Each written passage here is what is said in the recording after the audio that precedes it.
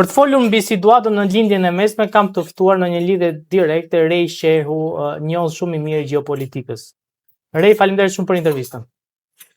Përshëndetje Guri, faleminderit.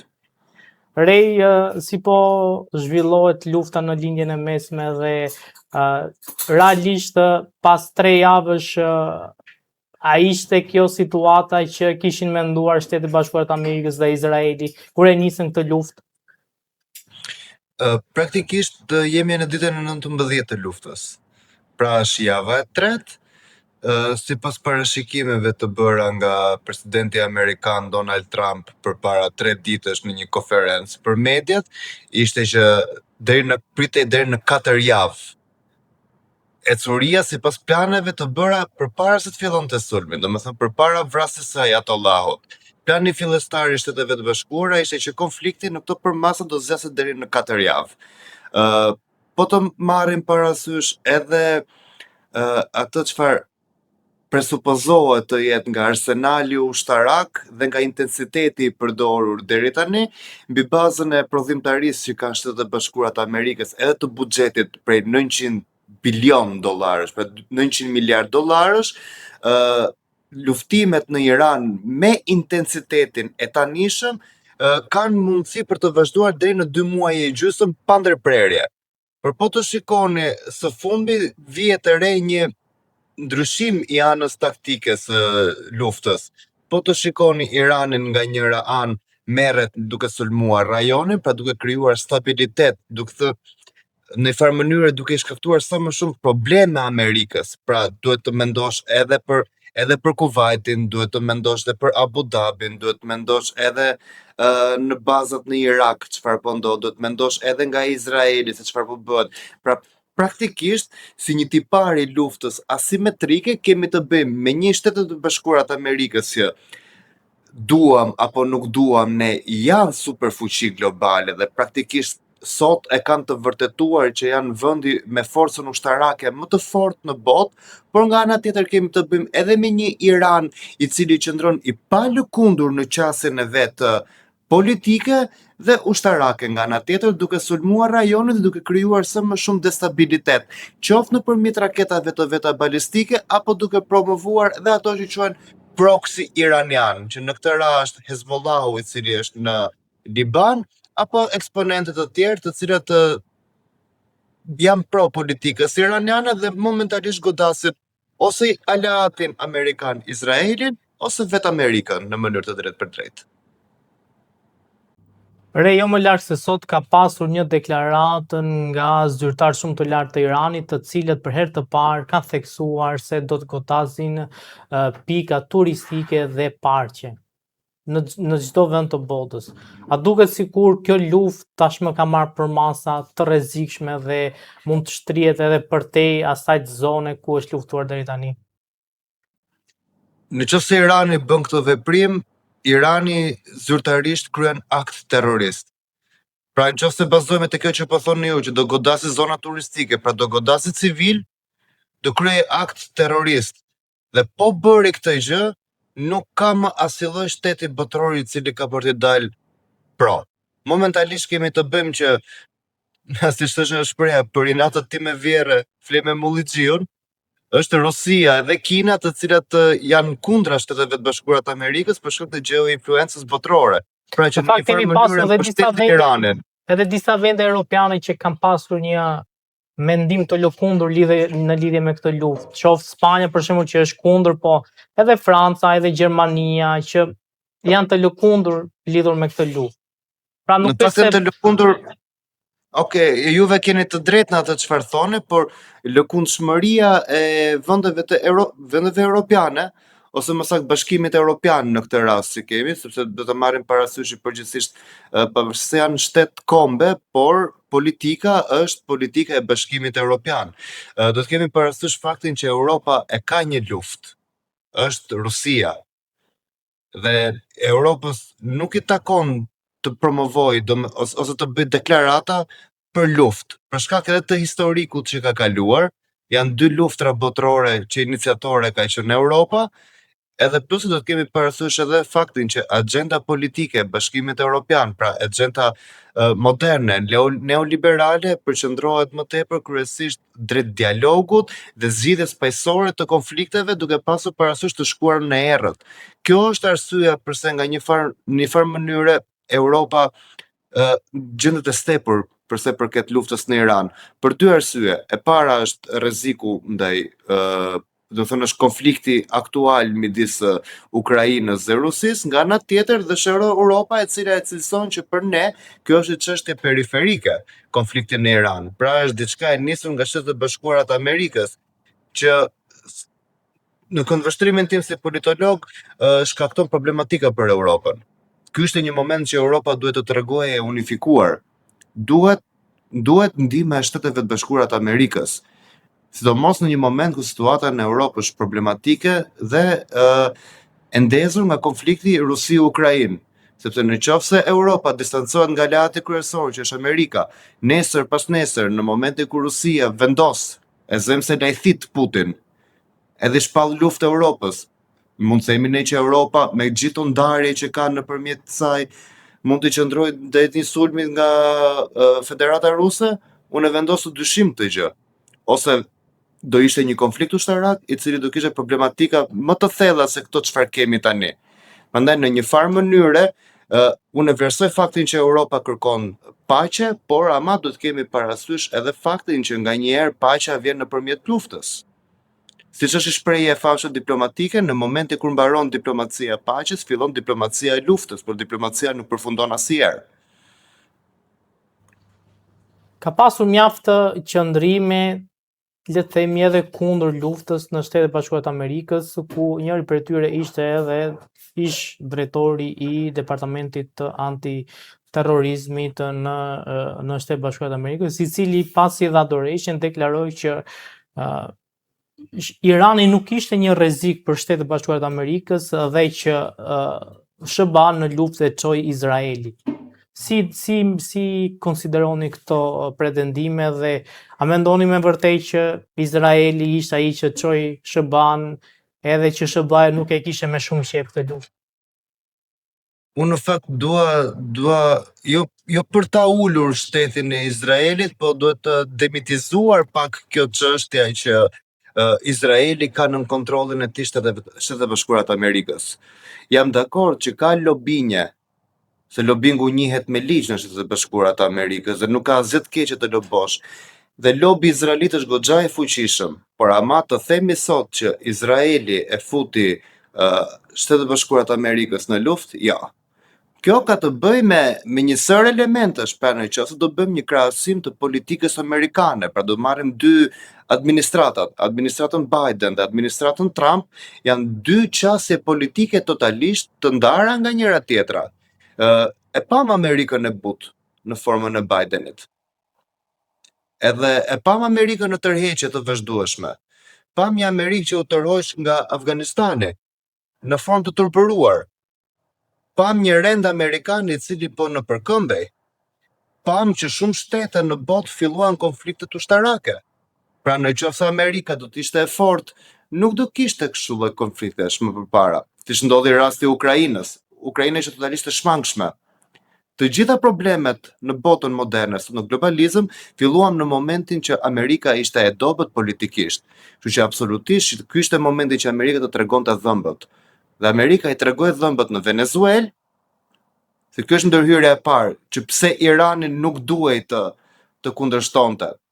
I tregoi në Venezuelë, duhet kemi parasysh diçka që sistemi mbrojtjes venezuelian ishte sistemi ajror rus, pra interceptimi të avionëve rus, dronat kinez, që atë teknologji e cila edhe furnizojnë Iranin dhe teknologji super herë më avancuar se ajo çfarë përdor Irani.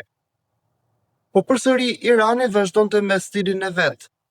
Problemi i Iranit është problemi i një regjimi autoritar, që në momenti kur ka probleme të brendshme, siç ishin problemet ekonomike apo problemet e sanksioneve të vendosura nga bota perëndimore, absolutisht do jetojnë mbi bazën e armikut të përjetshëm, pra duhet gjetur një armik i jashtëm për të justifikuar problemet e brendshme. Cili ishte problemi i Iranit? u morë me Izraelin, duke financuar proxit, Hezbollah, Youthit në Yemen, edhe Hezbollahun, Hamas, Hezbollah dhe Youthi. Këta u financuan nga Irani, një shtet i cili në kushtetutën e tij ka të shkruar ne dënojmë ekzistencën e Izraelit dhe do luftojmë shtetin e Izraelit. Pra, një shtet i cili ka doktrinën e luftës. Kjo është problematikja për mua tek Irani modern. Problemi i lindjes së mesme nuk është Izraeli. Izraeli po lufton sepse ka teknologji dhe mund ta bëj. Ka dhe mbështetjen e Amerikës nga mbrapa, që e lejon përsëri të sillet në formë agresive. Pse? Është fuqia më e madhe në botë mbrapa Izraelit. Prandaj Izraeli sillet kështu. Po të ishim në këtë lloj rasti, zgjidhja më e mirë do ishte negociata, por Irani kur nuk ka pranuar të ulet në negociata me Izraelin. Ky është problemi, për shkak të problemeve të brendshme që ka. Në qoftë se Irani, unë mendoj se Irani është vital për botën. Irani është shtet perandori. Civilizimi i antikitetit lidhet me Iranin. 2500 vite perandori, Safavidët, në mesjet larguan mongolët. Do thënë, tmerrin e botës e larguan mongolët. Irani ka mundësit për të qenë një shtet kryevepër, por 2500 vite franksione, 2500 vite luftë, 2500 vite përçarje kanë sjellë të lloj panorame që edhe sot në Iran simbolizohet nga autokracia. Reja, besoni Ky është perceptimi që apun. A besoni që kjo luftë është lufta që do sjellë ringjalljen e Iranit të lavdishëm? Unë dua të ndodhi pikërisht në këtë lloj mënyre, por që të ndodhi në këtë lloj mënyre duhet vetëm diçka. Nuk duhet të përsëritet historia e Irakut. Pra Amerika nuk duhet të futet me trupa ushtarake, full force. Amerika nuk duhet ta pushtoj Iranin me pak fjalë. Edhe ajo çfarë po shprehet edhe politika e jashtme amerikane apo dhe vetë presidenti Trump në veçanti, sulmet po bëhen me avion, sulmet po bëhen me raketa. Ushtria amerikane është aq e fuqishme sa që mund të futet në Iran, sepse avionët amerikan, siç e vërtetoi teknologjia, ajo çfarë ndodhi në Venezuelë, Irani nuk i sheh dot. Domethënë, janë avione stealth. Tjetë puna për të bombarduar Iranin, Amerika mund ta bëjë me sekonda. Tjetë puna për të vrarë kupolën drejtuese të Iranit, Amerika e bën me sekonda sepse ka teknologjinë ushtarake për ta bërë këtë gjë. Por po ta bënte këtë gjë, do quaj pushtim. Dhe në qoftë se Irani do pushtohej, do të kishte fatin në Irakut në 2005. Është pikërisht kjo ajo që po mundohet të shmanget sot. Prandaj po të shikoni dhe deklaratat e presidentit Trump apo të vetë politikës amerikane në veçanti, mbështeten në faktin që ne po i dobësojmë ata, por është populli iranian ai që duhet të ngrihet për të rrezuar regjimin e shahut. Regjimin që do të kemi parasysh, piknisja e sulmeve ndaj Iranit nuk është çështja e Izraelit. Është çështja që Irani po kërkonte demokraci dhe regjimi i Ayatollah Khameneit atë periudhë vrau 30.000 iranian të cilët po protestonin. Një regjim i cili mbylli internetin që bota mos të shikonte se çfarë masakrash po bëheshin në Iran.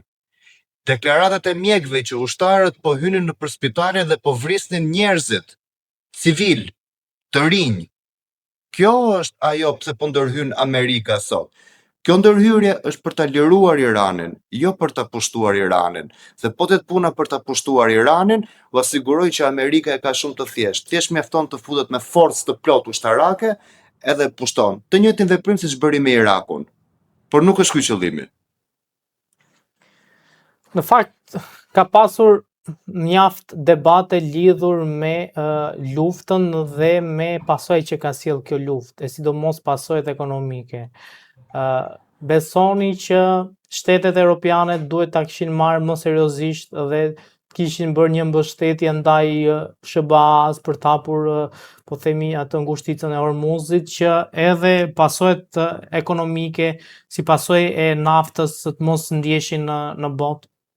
Pra si të duket kjo loje e europianëve që edhe jemi, edhe s'jemi, edhe duam, edhe s'duam, pra si një politikë akoma që siç është Europa e vjetër edhe politika, a mos të duket që po bën një Siç politikë është Europa e vjetër, juve keni shumë të drejtë mbi argumentin që përmendni, po është totalisht çështje kapitaliste. Po të keni parasysh Boris Johnson, më falni, Britania e Madhe, Franca, Italia së fundmi janë të gjitha vendet të cilat kanë nënshkruar marrëveshje ekonomike me Kinën. Diçka e cila vetë ne europianëve duhet na shqetësoj. Flasim më vonë për naftën. Flasim për çështjen ekonomike. Pra, po të shikoni mentaliteti, mindseti i vendeve europiane është të shkojnë drejt lindjes. Pra, krahu i punës të jetë drejt lindjes, që automatikisht kthehet në problematik për ne europianët këtu, se i bie më pak vende pune dhe më shumë varfëri në fund të ditës. Po të rikthehemi tek nafta, përsëri është kapitalizëm i pastër. Është po e njëjta naftë e cila po shitet.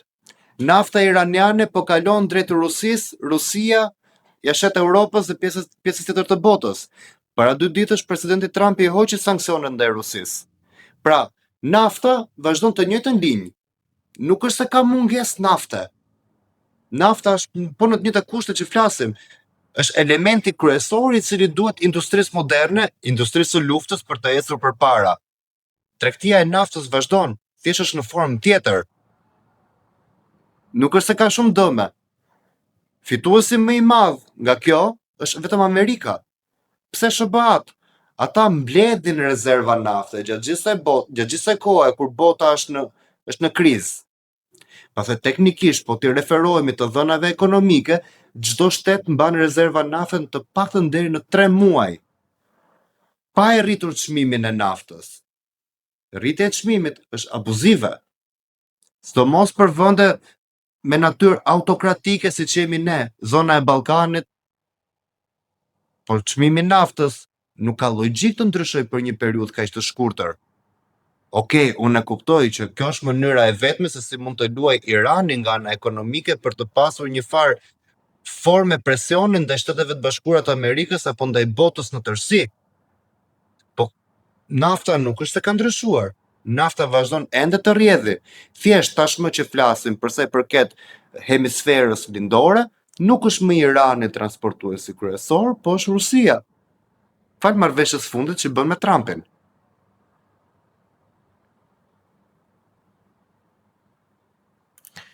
Kam dhe pyetjet fundit, si e shikoni po themi ecurinë e kësaj lufte dhe besoni që do jetë një fund i shpejt apo do jetë një luftë si ajo e Rusisë me Ukrainën?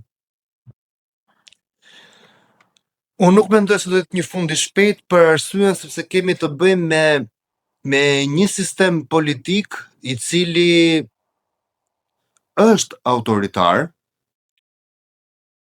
është i ngurtë në formën e vet qeverisëse, pra nuk ka zgjedhje të lira, pra po flas për regjimin e Teheranit. Është një regjim i cili martirizimin e ka formë të doktrinës politike dhe të mindsetit të qytetarëve të Iranit. Ëndra më e madhe e shiitëve është të jenë martir për Zotin. Dhe ku ka gjë më të bukur se të vdesësh në luftë duke mbrojtur idealin e Zotit tënd? Duke pasur parasysh këtë lloj mendimi, këtë lloj mendësie, më bën të mendoj që Irani nuk ka për të dorëzuar kollaj.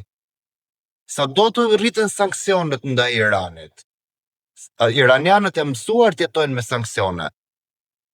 Edhe po të mbarojnë predhat balistike, të cilat me shumë gjasa, duke pasur parasysh edhe mënyrën se si po zhvillohen luftimet së fundmit, janë drejt përfundimit.